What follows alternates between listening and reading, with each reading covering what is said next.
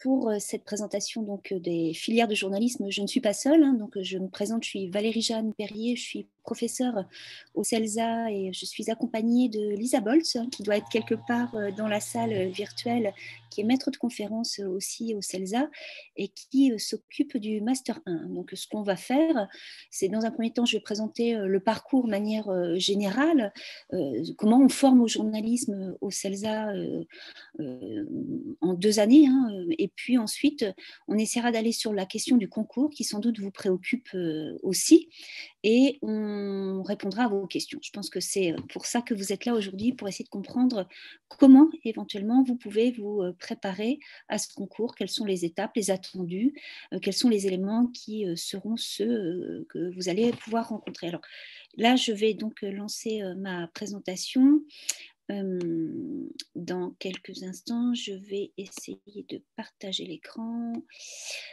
Ici, voilà, là, donc vous voyez, mais un petit instant, je vais lancer mon PowerPoint qui est là. Voilà, donc je l'installe. Le voici. Est-ce que vous le voyez clairement? Est-ce que c'est correct pour tout le monde? Je vais le lancer. Donc, la formation initiale classique en apprentissage au CELSA, oui, ça c'est peut-être un point qu'on peut tout de suite aborder. Au CELSA, on forme selon 2 modalités. Vous l'avez vu dans toutes les formations. On a la formation qu'on va appeler classique, qui permet de suivre des cours sur une période assez longue. Et puis, il y a la formule apprentissage qui permet d'aller s'insérer dans une rédaction et puis de suivre en même temps les cours du CELSA. Cette formation apprentissage, j'y reviendrai un petit peu plus tard, est réservée à une dizaine de personnes. On a un tout petit groupe parce qu'on essaie vraiment de trouver des missions qui soient véritablement inscrites dans la pratique journalistique. Et pour cela, on fait quand même pas mal d'efforts pour essayer d'ajuster la demande des entreprises et les attentes des étudiants. Et c'est pour ça que le groupe est assez petit, parce que trouver une vraie mission de journalisme en apprentissage qui est intéressante, enrichissante, c'est un véritable enjeu. Et donc, la formation est assez petite. Mais j'y reviendrai. Alors, je vais peut-être avancer dans la présentation. Et avec cette première image, préciser tout de suite qu'on forme au CELSA au métier du journalisme de façon généraliste. Les formations sont généralistes et on va former nos étudiants à tous les supports et formats en 2 ans. Alors, en 2 ans, c'est la règle. Pour 5 étudiants maximum, on peut éventuellement, entre le M1 et le M2, autoriser ce qu'on appelle un DU à l'étranger, qui va permettre d'aller dans une université ou dans une rédaction, explorer entre le M1 et le M2 une façon de travailler, une façon d'apprendre le métier différente. 5 étudiants parce que nos cohortes, nos formations sont peu nombreuses. En fait, on a des groupes qui sont assez petits, une trentaine de personnes maximum. Cette année, les étudiants sont 26. On peut monter à 28 ou 30, 32 maximum, ce qui fait que pour garder un groupe suffisant à la fois en apprentissage et en formation classique, on va essayer de faire attention au flux, et c'est pour ça qu'on autorise des départs sur un nombre limité de personnes et sur projet. Des projets qui sont discutés. Alors, c'est peut-être un élément que je peux ajouter à ce niveau de la présentation. Nos formations amènent à des choix au fur et à mesure. Et ces choix sont discutés avec les équipes pédagogiques qui sont formées d'universitaires comme Lisa Boltz et moi-même, et de journalistes qui interviennent dans les sessions de formation. Et en dialoguant avec eux et en regardant comment se passe la formation pour les étudiants, petit à petit, on donne des conseils à chacun et le parcours se fait petit à petit. Chacun trouve finalement sa spécialité, sa façon d'envisager le journalisme. Et dans cette formation généraliste, petit à petit, chacun se fait sa spécialité, son profil, ses compétences.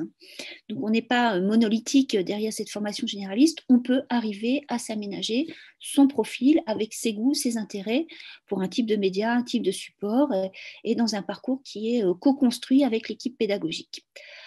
Il n'y a pas de sélection de type drastique, sans dialogue purement sanctionnant des notes quand les résultats tombent à l'issue d'une session. Non, vraiment, c'est une discussion au fur et à mesure qui s'élabore. Alors, c'est une formation aussi universitaire, ça c'est important de le rappeler. L'école est donc adossée, le CELSA en général, hein, que ce soit dans la partie communication ou la partie journalisme, les maquettes sont des maquettes de formation en université. Notre maison mère, entre guillemets, c'est la faculté des lettres au sein de Sorbonne Université.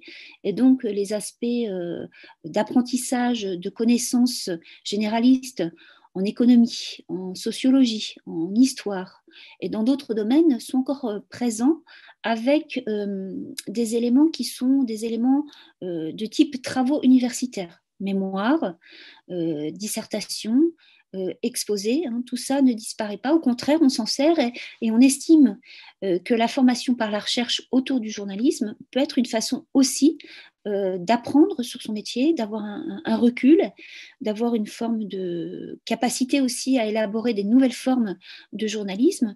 Et donc, la dimension universitaire est importante. On n'oublie pas la dimension professionnalisante. La plupart des cours sur le M1 et le M2 vont avoir une dimension aussi d'application dans des registres qui vont être ceux de la télévision, de l'Internet, de la radio et de la presse, avec bien sûr une grande appétence pour tout ce qui touche aux transformations de ces différents grands médias.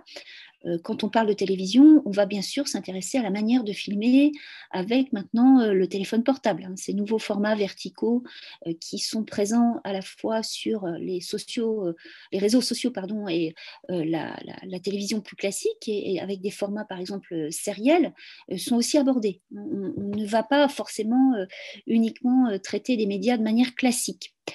La formation est progressive. Ça, c'est peut-être quelque chose qu'il faut avoir bien en tête quand on s'adresse au CELSA et qu'on veut passer le concours. On a une approche plutôt bienveillante dans le sens où on va ne pas vous précipiter directement dans le grand bain en vous envoyant directement sur le terrain. La plupart des cours et des scansions de la formation se passent par étapes. En M1 d'abord, il y a 3 mois qui consistent à s'habituer à l'école, à ses modes de fonctionnement, à bâtir des fondamentaux d'écriture, de réflexion sur la pratique des sources, la manière de conduire des entretiens, de réfléchir à ce qui est une structure d'article, quel qu'il soit, quel que soit le format. Il y a aussi un stage en presse quotidienne régionale lors du M1 qui permet d'aller expérimenter une première fois comment on se trouve sur le terrain d'une locale. Ça, c'est important parce que c'est vraiment une mise en pratique. On est en pleine autonomie souvent dans une rédaction de presse quotidienne régionale. Au retour de ce stage de M1, il y a encore une séquence de cours en M1 qui est très intensive avec des sessions de radio, télévision, presse pour le web, un journal école qui est très important, qui s'appelle le CELCA. Le CELCA, c'est un magazine d'actualité et d'enquête. La dimension d'enquête est vraiment importante au sein de l'école, qui permet de s'expérimenter en binôme à une enquête au long cours, encadrée par des journalistes. Ça, c'est un point que je n'ai pas encore abordé. La plupart de nos intervenants sont des journalistes dans diverses situations professionnelles.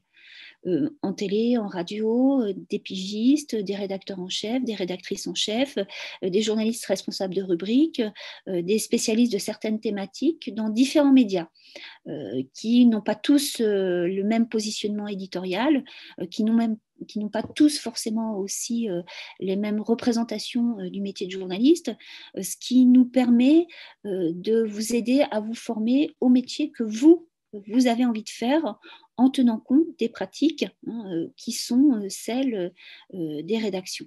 Donc il y a de la progressivité, de la mise en pratique et souvent dans les cours, les situations professionnelles sont analysées. Qu'est-ce qui s'est passé? Qu'est-ce qui a été difficile? Comment j'ai évolué sur une session? Ça fait partie du travail.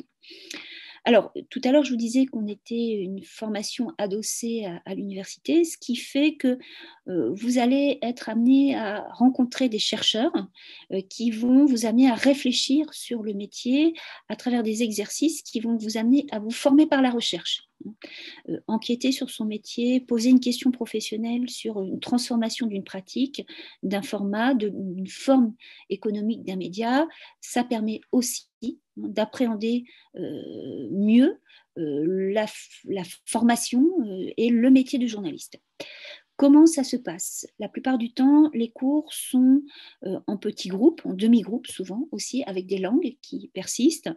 On va vous impliquer dans des projets à la fois individuels et collectifs.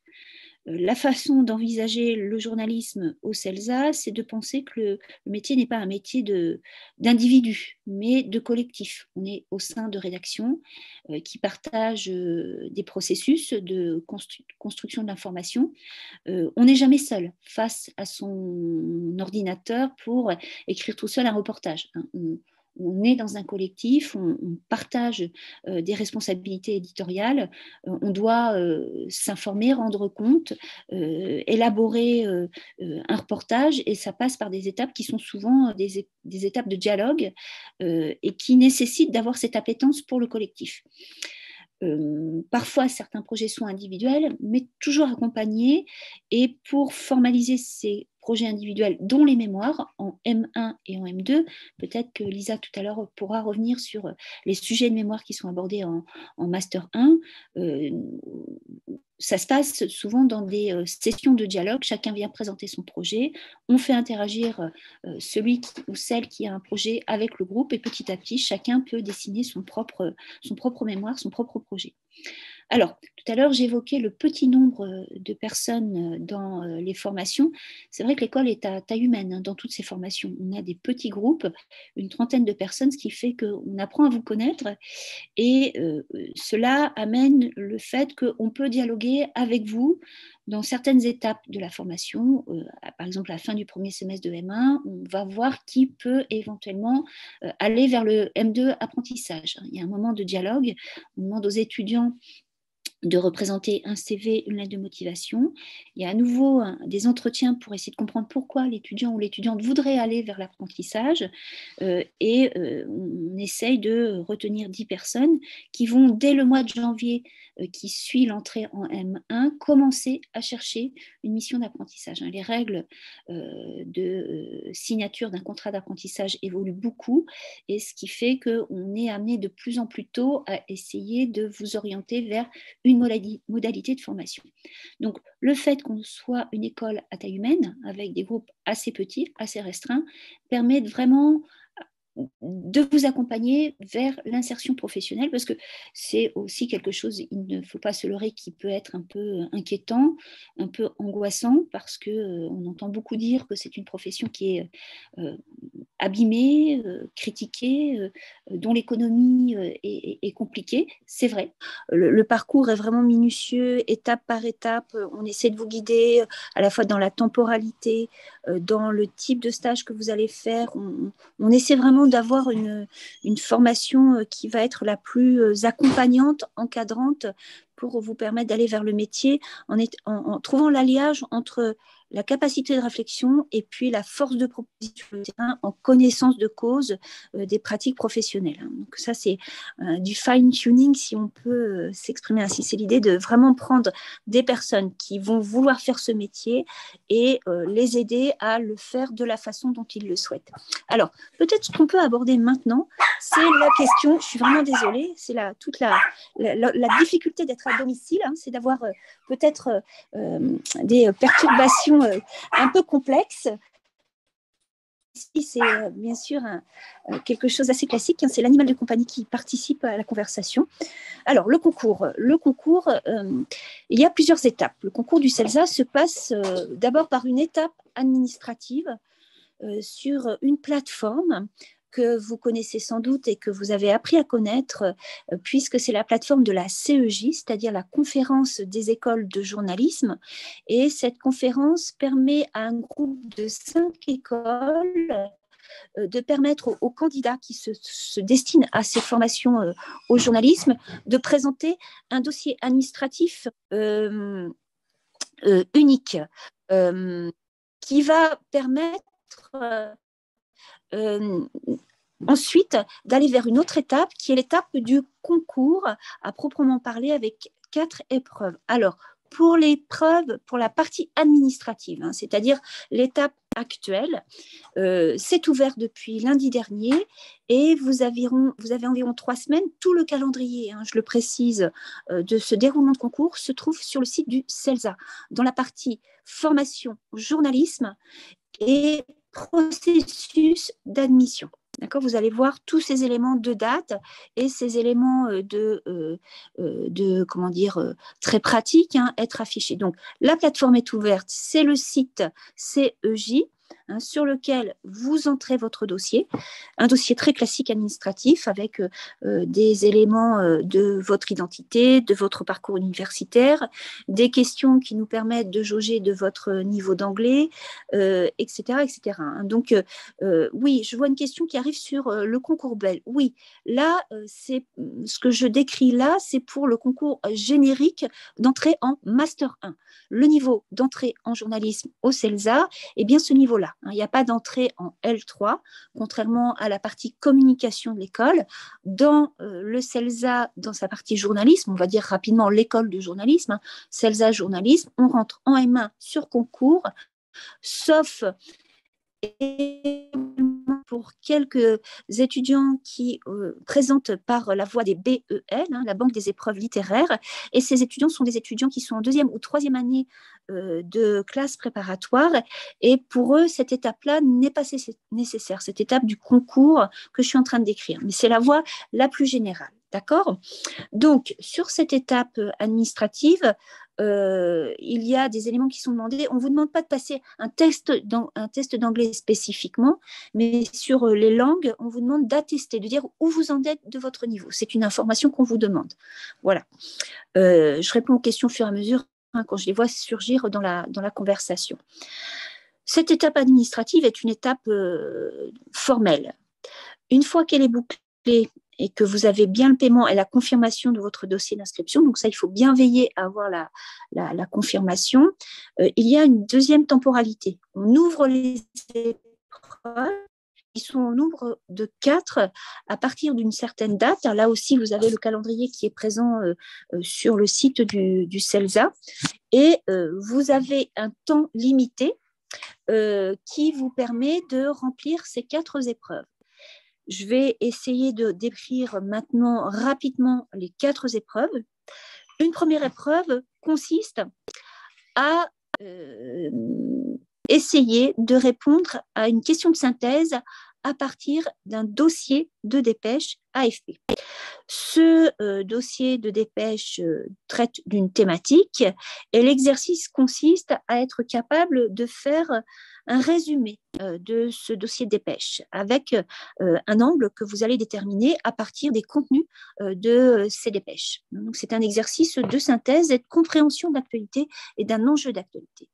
Il y a une épreuve plutôt de créativité qui va vous permettre de réagir à un document qu'on vous soumet et qui vous permet de vous exprimer, de faire preuve aussi de capacité rédactionnelle.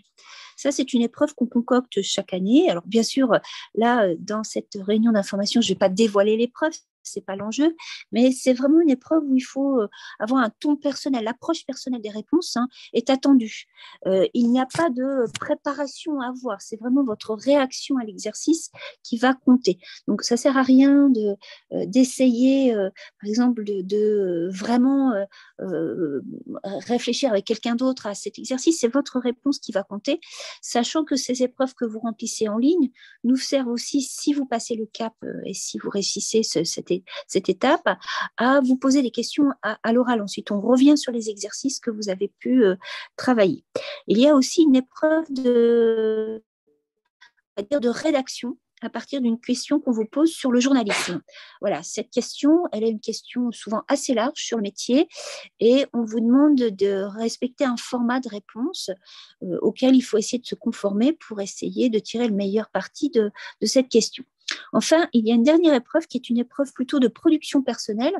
On vous demande d'indiquer 2 productions personnelles anonymisées. On ne souhaite pas forcément savoir qui vous êtes à ce stade de du concours, dans lequel vous montrez votre capacité à rédiger, formaliser quelque chose qui pourrait s'approcher d'un exercice journalistique. Alors, on ne vous demande pas d'être déjà des professionnels du métier, mais montrer ce goût, cet attachement au métier par des réalisations qui vous sont personnelles. Donc, ça fait 4 épreuves qui sont à remplir sur la plateforme de la CEJ, la même que pour administratif, dans un temps limité. Et une fois, vous pouvez revenir plusieurs fois sur vos réponses dans ce temps limité. Vous pouvez les amender, les corriger, préciser vos idées. Et une fois que vous êtes sûr de votre réponse, de vos réponses dans les 4 épreuves, vous validez. Et vous avez la possibilité d'envoyer votre dossier. Notre travail consiste ensuite à évaluer ces réponses. Ça demande un certain temps. Donc, il y a un laps de temps où, sur la plateforme, pour vous, il ne se passe plus rien. Ensuite, à une date donnée, qui est toujours dans le calendrier, vous avez la possibilité, vous allez recevoir une information, un courriel qui va indiquer quel est le résultat de cette étape des 4 épreuves. Vous avez donc ensuite le temps de recevoir l'information pour l'oral. L'oral à distance, qui se passe en présence d'un professeur du CELSA ou une professeure du CELSA et d'un professionnel qui intervient dans la formation. Dans cet oral, on va essayer de comprendre qui vous êtes, quelle est votre motivation, pourquoi vous voulez faire ce métier. C'est un oral à la fois de prise de connaissance de votre parcours, de votre motivation, puis de votre connaissance aussi de l'actualité. À cette étape de l'oral, on va revenir sur votre capacité à analyser des questions d'actualité. Vous pouvez bien sûr avoir quelques idées. Là, peut-être qu'effectivement, la préparation un peu plus systématique à l'actualité est nécessaire pour pouvoir réagir et répondre à des questions à la fois ponctuelles, mais aussi de réflexion sur l'actualité. Pendant cet oral, nous pouvons être amenés à vous poser quelques questions en anglais. Il ne s'agit pas de savoir si vous êtes parfaitement bilingue, ce n'est pas l'enjeu. La question, c'est plutôt de savoir si vous êtes capable de réagir dans cette langue anglaise pour pouvoir, éventuellement, c'est nécessaire, si vous étiez amené à mener une interview, à vous présenter, à travailler à l'étranger, comment vous vous débrouillez, comment vous comprenez une situation d'interrogation dans cette langue pour un anglais professionnel. On essaye aussi de voir quels sont vos goûts, vos centres d'intérêt et comment vous envisagez de vous former, comment vous avez compris aussi la proposition de formation de l'école.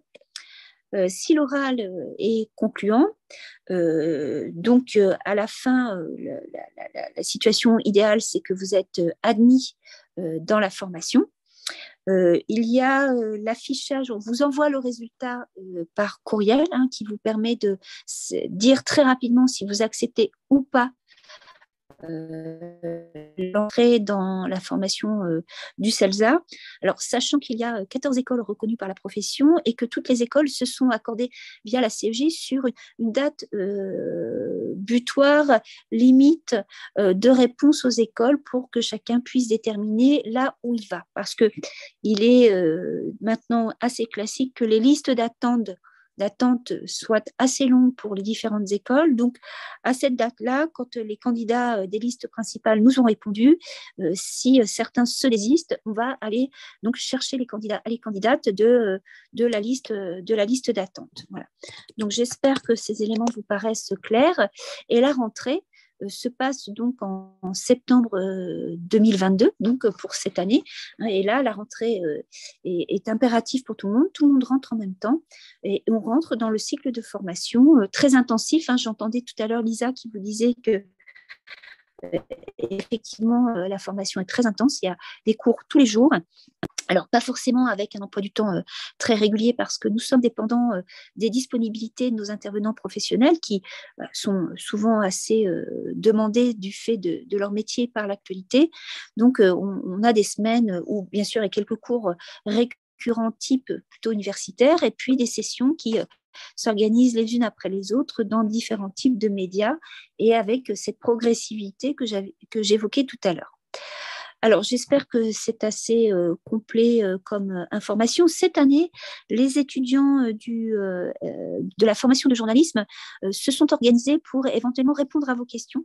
Hein, il y a un groupe Facebook qui s'est monté, hein, des étudiants de M1 et de M2 qui sont prêts à répondre à vos questions et à vous aider, à vous préparer si vous le souhaitez. Hein, donc, ça, c'est quelque chose que vous pouvez retrouver assez facilement. Alors, auprès du site du CELSA, on indiquera cela assez rapidement. On a eu l'information là, cette semaine par nos étudiants. Et puis, auprès de Catherine Joly, hein, qui est chargée de l'information en général sur les entrées au CELSA et y compris au CELSA en journalisme. Alors, je propose que maintenant, on aille vers vos questions. Je vais essayer d'aller vers la conversation, hein, et de voir quelles sont les questions auxquelles je pourrais essayer de répondre. Alors, il faut que je retrouve... J'ai un peu lu le chat, donc je peux peut-être commencer à répondre à quelques questions, comme ça tu as le temps pour lire un petit peu. D'accord. Je n'ai pas pu tout noter tout de suite parce qu'il y a beaucoup de questions. Donc, comme je redis, hein, il y a vraiment pas de formation qui est mieux qu'une autre pour intégrer le CELSA. Je veux dire, que ce soit un bachelor journalisme, une licence en mathématiques, une prépa ou pas, peu importe, hein, il n'y a pas de mieux ou pas mieux. Pour nous, c'est vraiment en fait quel est en fait quel est votre projet professionnel. Donc, en fait, vous l'articulez aussi dans la continuité de vos études, hein, mais on va pas, il n'y a pas de quota, je veux dire, pour un certain nombre d'historiens, un certain nombre de mathématiciens. C'est vraiment, voilà, c'est vraiment, après, on discute avec vous dans quelle mesure vous êtes intéressé par le CELSA et pourquoi par le CELSA, comment, en fait, le CELSA peut vous aider aussi à continuer dans votre démarche professionnelle, mais aussi dans quelle mesure, en fait, le CELSA est aussi la bonne école pour vous, hein. J'avais plusieurs fois la question, par exemple, pour les bachelors de journalisme. Donc, voilà, si vous souhaitez intégrer le CELSA, candidatez, je veux dire, il n'y a pas de oui, pas de non, il n'y a pas de formation qui est mieux par rapport à l'autre. C'est vraiment, est-ce qu'il y a une cohérence dans la continuité? On verra ça ensemble après, pendant l'oral. Mais je redis, il n'y a vraiment pas de... Il ne faut pas avoir suivi, il y avait aussi une question là-dessus, il ne faut pas avoir suivi forcément une prépa journalisme. Il y a des étudiants qui intègrent le CELSA sans avoir fait une prépa journalisme, aucun problème, hein. Il y a vraiment, ça ne nous regarde même pas, je veux dire, hein. C'est le moment qui doit nous convaincre. C'est pas est-ce que vous avez suivi une formation avant, est-ce que vous avez fait plus de stages que d'autres, hein. C'est vraiment est-ce que dans le moment on vous voit futur journaliste et peut-être et aussi futur étudiant au CELSA. Pour les cours pratiques, en effet, nous avons des studios radio, télé, etc. Malheureusement, on ne peut pas les montrer en ce moment. Je pense que si vous regardez un peu sur le YouTube du CELSA, vous allez à un moment donné voir les studios. Mais voilà, oui, en effet, pour les cours pratiques, nous avons des studios. Est-ce que l'excellence du dossier est prise en compte? Bien entendu, tout le dossier est pris en compte dans le cadre du concours, hein. Il y a le dossier, la partie écrite par la partie orale, et tout est pris en compte, bien entendu. Est-ce que les notes, je vais un peu vite peut-être sur les questions pour avoir assez de temps, est-ce que les notes nous intéressent? On y regarde certainement, mais ce n'est pas les notes qui sont déterminantes, disons. Voilà, il faut que ça tienne la route, mais ce qui nous intéresse plus, c'est votre motivation, votre manière de pouvoir expliquer pourquoi c'est ce parcours-là qui vous intéresse, parce que vous êtes la bonne personne à faire ce métier-là et que vous êtes la bonne personne aussi pour le CELSA et que c'est le CELSA en fait qui est la meilleure école pour vous. Donc voilà, ça nous intéresse beaucoup plus que la note de la L3. Mais il faut avoir validé la L3 bien entendu. Donc il faut pas avoir validé la L3 pendant le concours, mais il faut la valider au moment de l'inscription au CELSA. Est-ce qu'un job étudiant est possible à côté du CELSA? C'est toujours une question délicate. Nous savons très bien que Paris est une ville très chère et je sais personnellement aussi ce que ça veut dire financer les études avec un job étudiant. La formation CELSA, c'est une formation à temps plein. Il y a les stages aussi en février-mars et en été. Ils ne sont pas forcément à Paris, d'autant d'autant plus que février-mars, en fait, le premier stage, c'est un stage en Provence, donc c'est pas évident. En fait, voilà, dans la plupart du temps, les étudiants sont amenés à un moment donné partir aussi du CELSA, donc c'est pas forcément évident de cumuler ça avec un job étudiant. Et sachez aussi que les cours peuvent avoir lieu entre, disons, 9h et 20h du soir. Et ça change aussi de semaine à semaine. Donc, il faut avoir cette flexibilité-là.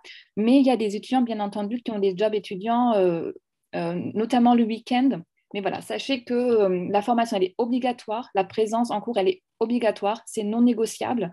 Et ça s'est amené à changer en permanence. Donc, je sais que ce n'est pas évident à cumuler ça avec un job étudiant. Donc, voilà, si vous cherchez quelque chose, privilégiez le week-end, quelque chose qui est flexible. Voilà. Voilà, je connais cette problématique, pas évident à dire, mais la formation, voilà, la présence est obligatoire. Vous êtes on vous considère pas que comme des étudiants, mais comme des futurs professionnels de la formation du journalisme, en fait, du métier de journalisme. On vous considère comme des futurs journalistes. Et donc, voilà, voilà, c'est pareil comme au travail, vous n'allez pas manquer une session de travail, voilà, la présence au travail est obligatoire et c'est la même chose pour les cours. Hein. C'est vraiment, en fait, c'est un contrôle continu en permanence. Donc, si vous manquez un contrôle continu, c'est un zéro. C'est malheureusement comme ça. Donc, et c'est aussi, voilà, je pense que c'est aussi le charme de la formation, en fait, que c'est beaucoup, voilà, vous êtes amené à être professionnel dès le premier jour de la M1. Alors, peut-être enchaîner. La question qui revient beaucoup, c'est la question de savoir s'il existe des passerelles entre les parcours de communication, notamment la L3 de communication, et le journalisme. Non, il n'y a pas de passerelle, ça n'existe pas. Vous rentrez dans le parcours du journalisme à partir du concours. Le concours est ouvert soit au niveau général pour tout le monde, ou soit à partir des épreuves orales pour les candidats de BEL. Hein. Mais il n'y a pas de transversal entre les parcours de communication et le parcours de journalisme. Alors, dans les parcours de communication, certains étudiants qui, par exemple, sont entrés dans la L3, je vais dire un exemple, par exemple, de magistère, et qui souhaitent faire une translation vers un autre parcours de com, ça peut arriver, et ça se fait sur le dialogue avec les intervenants. Mais pour le journalisme, c'est vraiment un parcours très particulier. Les attendus ne sont pas les mêmes. Le socle de départ n'est pas le même. Donc, de ce fait, hein, on ne peut pas accepter des étudiants qui viendraient du parcours communication dans la partie journalisme. Alors, bien sûr, si vous vous apercevez en L3 de communication que c'est le journalisme qui vous intéresse, rien ne vous interdit de repasser le concours, hein, de passer le concours spécifique journalisme. Alors, il y a beaucoup de questions aussi qui tournent autour de ce qui est attendu sur les épreuves, et notamment l'épreuve dite de production personnelle. La question qui revient, c'est mais qu'est-ce que vous attendez? C'est très ouvert, c'est un peu une carte blanche. C'est qu'est-ce que vous avez envie de nous présenter qui nous montre quelque chose dont vous êtes fier. Ça peut être, par exemple, certains étudiants du concours de l'année passée ont réalisé des podcasts, hein, des capsules sonores dans lesquelles ils ont choisi de traiter d'un thème. Donc, on a eu des liens production qui était enregistrée et stockée sur un certain nombre de plateformes. Donc, c'est ce lien qui nous intéresse vers une production audiovisuelle, écrite, pourquoi pas un dessin, peut-être des éléments que certains d'entre vous, je suis sûre, se préparent par la voie de prépa qu'ils ont pu essayer d'intégrer. Vous faites des exercices, dans ces exercices, certains sont de bonne qualité, vous en êtes fiers, vous avez fait le travail de terrain, vous pouvez nous les présenter. Ce qui compte, c'est qu'on n'ait pas de moyen de reconnaître qui vous êtes. Hein, et surtout, c'est important de trouver un lieu de dépôt de ces éléments. C'est-à-dire que nous, on ne va pas ouvrir un document, on va aller chercher un lien sur lequel on va trouver ce document. Donc, vous pouvez avoir un blog personnel, ou en tout cas, il y a aussi, ce qui se fait beaucoup aussi, c'est de faire des choses sur ou sur des sites de dépôt où vous anonymisez, en fait, vous identifiez votre projet par son nom et non pas par votre nom à vous. Hein, voilà. Donc, toute production dont vous êtes fier, qui laisse avoir une compétence à articuler des informations de manière structurée, dans une langue propre, avec un effort d'originalité, hein, tout ça, ça nous intéresse. Et c'est un critère. Quelle est l'originalité de la production personnelle? Est-ce que c'est surprenant? Est-ce que c'est intéressant? Est-ce qu'on devine quelqu'un derrière avec un goût spécifique, une passion spécifique? Ce qui va nous intéresser, c'est vraiment quelque chose qui laisse entrevoir une capacité à travailler l'information. J'espère avoir été assez claire sur cette question des productions personnelles. Il n'y a pas d'attendu, il n'y a pas un mot de rentrer dans un gabarit, c'était justement la diversité, l'originalité qui va peut-être faire qu'il va y avoir des points supplémentaires. Il y a 4 épreuves avec une répartition de points entre les épreuves et à chaque fois, il y a plus de points à chaque fois que la réponse nous semble être de bonne qualité, structurée, originale et personnelle. Personnelle, c'est vous. C'est votre concours. C'est vous qu'on va avoir ensuite, si ça se passe bien, à l'oral. Donc, vous ne pouvez pas vous transformer entre l'écrit et l'oral, puisque l'outil plateforme nous permet d'avoir, par exemple, quelque chose que vous avez réalisé, puis de vous dire, bah, tiens, vous avez parlé de ça, mais pouvez-vous nous raconter le making-of? Vous voyez, ça va être un outil de travail pour la suite, pour nous, et pour le dialogue au moment de l'entretien à l'oral. Alors, j'ai vu passer d'autres questions pendant que je parlais sur la conversation. Je peux peut-être reprendre le lien, comme ça tu as le temps pour lire un petit peu. D'accord. Voilà, est-ce qu'il y a une épreuve culture générale au concours? Il n'y a pas une épreuve qu'on appelle culture générale, mais je pense que ça fait partie, en fait, parce que, disons, pendant l'entretien, on est amené à parler de plein de choses différentes et on voit très bien si les étudiants ont aussi une étude. Par exemple, s'il y a un sujet sur lequel on est amené à discuter avec vous, je pense que, en fait, la connaissance de l'actualité, mais aussi de la connaissance de culture générale, en fait, ça va ensemble. Donc voilà, mais il n'y a pas d'épreuve à part qui s'appelle culture générale. Je pense que c'est intégré dans l'échange pendant l'épreuve d'admission. Est-ce que les productions personnelles peuvent être dans les d'autres langues? Là, vous courez un risque, nous ne sommes pas dans la mesure de vous comprendre, parce que, voilà, je vous conseille vivement de les mettre en français, éventuellement en anglais, mais pas une autre langue, parce que là, à un moment donné, voilà, si on ne peut pas vous lire, on ne peut pas vous comprendre, on ne peut pas vous évaluer non plus. L'alternance est possible uniquement en M2. Et je répète ce qu'avait dit ma collègue, ce n'est pas, en fait, c'est pas tout le monde qui peut faire une alternance, hein, c'est un petit groupe au sein de la forme des étudiants du M1 qui poursuivront ensuite en M2 alternance. Mais c'est uniquement en M2 qu'on peut faire l'alternance. Il y avait la question comment pour bah, je reprends. Oui, il y a beaucoup d'étudiants en fait, qui refont les concours. Il n'y a aucun problème pour ça. Au contraire, on voit, c'est un concours très, très, très sélectif.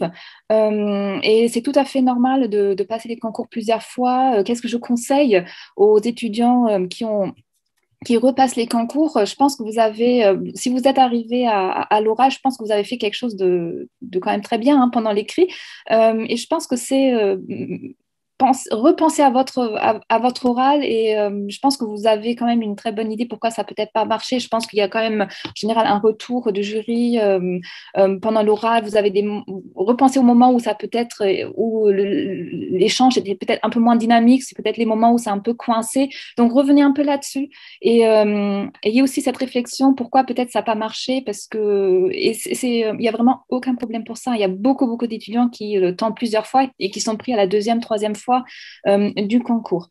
Et si il y avait une question qui est revenue plusieurs fois, si par exemple vos productions personnelles ont été très appréciées l'année dernière, est-ce que vous avez le droit de les remettre cette année? Bien entendu, vous pouvez les remettre cette année, mais sachez que nous mettons une limite en fait, que les productions personnelles ne doivent pas être plus elles ne doivent pas dater plus que 2 ans, il me semble. Donc oui. voilà, faites attention à ça, mais si c'est une production personnelle assez récente, oui, remettez-la. En fait, si vous êtes fier de votre production personnelle, bien entendu, reprenez-la, hein, il n'y a pas de problème. Valérie, est-ce que peut-être tu peux revenir vite fait sur le certificat d'anglais parce qu'il y a beaucoup Oui, de questions alors, là. une Parce question qu'en fait, sur... on ne alors là, demande je plus. ne demande pas un niveau particulier, hein. C'est simplement indiquer le niveau dans lequel vous êtes et donner l'élément qui permet euh, d'attester, entre guillemets, il y a pas de modèle type de document, c'est juste là où vous en êtes, quel est votre niveau, hein, pour qu'on puisse avoir, nous, une compréhension de votre niveau et éventuellement, quand on va vous poser une question, on puisse, au moment de l'oral, ajuster voilà, ce niveau d'anglais. Alors, il y avait aussi pas mal de questions sur les statistiques du concours, avec des questions sur les barèmes. Chaque épreuve dispose d'un certain nombre de points et quand toutes les épreuves sont corrigées, on regarde à quel niveau de points on peut mettre la barre pour pouvoir avoir environ 200 personnes à l'oral. Alors l'année dernière, je crois qu'on a reçu de mémoire à l'oral presque 183 personnes avec les belles et candidats belles compris. Euh, donc il n'y a pas chaque année la même barre. Ça dépend, c'est un concours. Chaque année, les profils sont différents. Il faut essayer de donner le meilleur de soi-même dans les réponses et vraiment, je le redis, d'avoir des réponses personnelles. Qui vous ressemblent. On n'a pas une attente spécifique sur un profil avec une bonne réponse, mais on veut comprendre qui est ce candidat, comment il réagit aux questions, il ou elle réagit aux questions, et c'est cette diversité qui nous intéresse. J'espère être assez claire. À la fois sur l'aspect des langues, on ne demande pas vite, juste indiquer votre niveau et l'élément qui permet de la tester. Quelqu'un me disait tout à l'heure, voilà, je suis dans une licence d'anglais, est-ce que j'ai besoin, est-ce que le fait que je donne mon diplôme, ça suffit? Oui, hein, vous avez une licence d'anglais, bien évidemment, vous avez un bon niveau en anglais. Vous pouvez peut-être donner une équivalence, ça doit être un très bon niveau. Je crois que les meilleurs niveaux, je crois que c'est B1, hein, c'est ça. Donc C2. là, D2, voilà. Bah, ça indique indiquer le niveau dans lequel vous estimez être et ce par quoi vous la testez. Voilà. Je vois une question qui surgit. Le dossier administratif a-t-il un impact pour être pris à l'oral? Seules les épreuves comptent. Alors, le dossier administratif, c'est un dossier administratif. Est-ce que le candidat a est-ce qu'il est au bon niveau d'entrée dans l'école? C'est surtout ça. Hein. Est-ce qu'il atteste de ce niveau-là? Est-ce que, du point de vue des éléments administratifs, il a ce qu'il faut pour pouvoir rentrer dans le processus des épreuves? Là, il n'y a aucun jugement, c'est juste une étape pratico-concrète pour pouvoir s'inscrire et aller vers les épreuves. C'est simplement ça. Et ça n'est pas du tout pris en compte pour l'analyse des épreuves. Les épreuves sont prises en elles-mêmes pour ce qu'elles valent. Et c'est aussi d'ailleurs pour ça, hein, qu'on vous demande de faire tous les efforts possibles pour essayer d'anonymiser vos productions personnelles. Tout à l'heure, il y a des questions sur les vidéos. Oui, effectivement, hein, c'est pas facile quand, par exemple, on fait une interview. Il faut effectivement peut-être essayer de trouver les moyens d'enlever le générique, par exemple. Euh, tout ce qui va permettre de vous identifier trop précisément, on ne souhaite pas avoir à jauger de l'identité d'un candidat. Ce qui compte, c'est la réalisation professionnelle. Est-ce que c'est intéressant? Quel est le contenu? Est-ce que c'est structuré? Est-ce que ça apporte de l'information? C'est surtout ça qui nous intéresse. Comment structuré, par son format, par ses choix, par ses structurations, par la manière d'amener les questions, par la manière de mise en forme, de mettre en forme, par l'énonciation. C'est ça qui nous intéresse. Oui, après, par exemple, le CV, on le lit bien entendu, mais seulement après la phase de l'admissibilité. Je veux dire, pendant l'oral, on se base bien sûr sur votre CV, mais ce n'est pas pendant l'évaluation de vos épreuves qu'on lit le CV, parce que là, on veut vraiment l'anonymat de la mesure du possible. Voilà, avec toutes les contraintes, bien entendu, avec les vidéos, mais voilà, le CV, il rentre il ne sera pas évalué, mais il nous sert bien entendu pour les oraux à la fin, mais on ne le lit pas avant, parce qu'on tient vraiment, voilà, le concours est anonyme. Et peut-être les questions sur le journalisme culturel. Oui, on avait des étudiants qui ont fait des stages en journalisme culturel. Il n'y a pas de partenariat précis, mais c'est à vous après de chercher un stage dans ce domaine-là, pas le stage qu'on appelle le stage en PQR, mais par exemple, pendant le stage d'été, il y a des étudiants qui ont fait des stages en journalisme culturel. Alors, il y avait une question sur les productions, justement, c'est une épreuve qui inquiète beaucoup. Est-ce qu'il est possible de présenter une épreuve autre qu'écrite? Bien sûr, hein, une production de type vidéo, podcast, une page web. Alors, ce qui n'est pas possible de présenter, ça, je pense que c'est, Lisa, tu seras d'accord avec moi, c'est par exemple si vous avez une production personnelle sur un profil, sur un réseau social où vous racontez votre vie, ça ne nous intéresse pas. Ce qui va nous intéresser, c'est si ce profil présente un enjeu d'information. Je vais vous donner un cas précis. Par exemple, il y a 2 ans, une étudiante passionnée d'infographie avait ouvert un en gros, qui avait pour vocation de commenter l'actualité par des illustrations. Et chaque semaine, une illustration lui permettait de rendre compte d'un fait d'actualité. Ben ça, c'est une production personnelle. Il ne s'agit pas de, comme on peut le faire tous un peu, de s'exposer dans des situations où on voit des choses. Ça ne rentre pas. Son compte TikTok, son compte Snapchat, qui n'aurait pas vocation à structurer de l'information, ne présente aucun intérêt. Enfin, dans le cadre du concours de journalisme, si je puis m'exprimer ainsi. Alors, c'est pas que c'est pas intéressant, c'est pas que ce ne soit pas des outils d'information, au contraire, mais justement, comment vous voulez tirer du côté du journalisme, c'est ça qui pourrait nous intéresser. Je pense qu'on a fait le tour des questions. Après, il y a des questions plutôt techniques sur, voilà, j'ai tel parcours, j'ai tel document. Ça, ce sont plutôt des informations que vous pouvez trouver ensuite sur le site du CELSA ou en nous contactant via Catherine Joly qui est là et qui est très réactive avec l'équipe du CELSA. On vous répond au fur et à mesure sur ces questions très, très précises. N'hésitez pas à nous contacter. Vraiment, il n'y a aucun problème là-dessus. On comprend que parfois, dans la forêt des concours que vous présentez, il y ait des spécificités. Et là, avec l'école de journalisme et la CEJ, ce qu'on essaye de faire, c'est de lisser ça.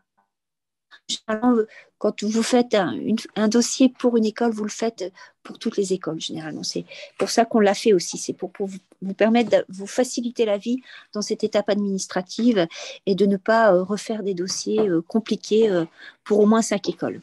Il y avait une question sur une lettre de motivation dans le dossier administratif. De toute façon, c'est demandé. Donc, c'est une pièce obligatoire. Oui, j'ai vu la question sur les armes du CELSA pour contrer la crise du journalisme. Je pense que c'est une autre question parce que là, on est plus sur la formation et le concours parce que la crise du journalisme a toujours existé. Hein. En fait, c'est un discours. Oui. Depuis l'histoire de la presse, il y avait, en fait, le journalisme est en crise depuis sa création. Donc, voilà, la question, je pense, elle est un peu large pour répondre ici. Je pense que ce qu'on voit parmi nos étudiants, il y a quand même une insertion professionnelle qui fonctionne plutôt bien. Les étudiants, là, on a parlé hier avec un de nos associés, on a appris qu'il y avait 2 étudiants qui ont été recrutés sur 2 CDD. Donc, on voit que voilà, les journalistes, enfin, les futurs, les étudiants du M2 intègrent plutôt bien les rédactions ou poursuivent plutôt, avec plutôt du succès leur projet professionnel. Mais voilà, je pense que la question est un peu trop large pour la discuter. Maintenant, ce sera une question pour les cours, sans entendu. Oui, et puis ce qu'on peut peut-être ajouter aussi, c'est que c'est vraiment d'orienter nos étudiants vers des nouvelles formes, des nouveaux formats. Et de plus en plus, certains créent leurs propres médias. On l'a eu de cas d'étudiantes, plusieurs cas d'étudiants qui créent leur structure, qui créent leur propre métier. Cette dimension d'être force de proposition pour créer sa structure de production est une façon aussi de répondre à cette... Et il y a des cours sur tout cela pour essayer d'alerter les étudiants justement sur les différents projets qu'on peut avoir en tant que journaliste. Voilà, et on suit aussi les actualités dans le métier, hein, dans le paysage de la presse, etc. Donc, on adapte aussi les formations et les 2 masters, les M1, M2, vers ces nouveaux besoins. Donc, voilà, on est réactif par rapport aux demandes du marché de travail, par exemple, tout ce qui est les nouveaux formats, les nouveaux médias, etc. Bien sûr qu'on intègre ça dans la formation pour mieux armer nos étudiants pour l'insertion professionnelle après.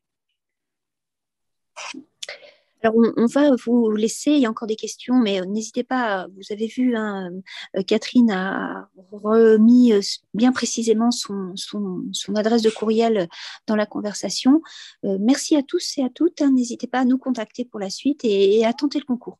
Qui ne tente rien n'a rien, donc il faut essayer. Hein, c'est le message que je vais essayer de vous faire passer.